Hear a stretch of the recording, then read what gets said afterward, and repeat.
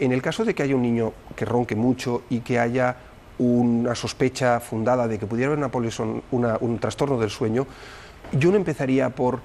dietas y tratamiento, no, primero una polisomnografía, es decir, lo primero, para saber si de verdad el niño tiene un problema o no, porque si lo tiene, no es una urgencia, pero no es cuestión de perder medio año en si el niño adelgaza o no, es decir, hay que empezar primero por saber si hay un problema. Luego, después, por supuesto, hay que tratar las posibles comorbilidades, es decir, patologías asociadas. Evidentemente, si es un niño con una obesidad mórbida, que eso es una cosa que, por desgracia, la obesidad infantil ahora la estamos viendo cada vez más, lógicamente hay que tratarlo, evidentemente.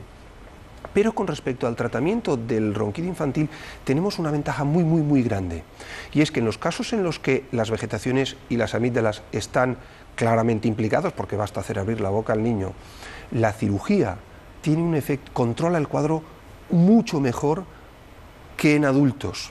Es decir, el 88% de los niños con hiperplasia adenoamigdalar y con una patología del sueño que se operan,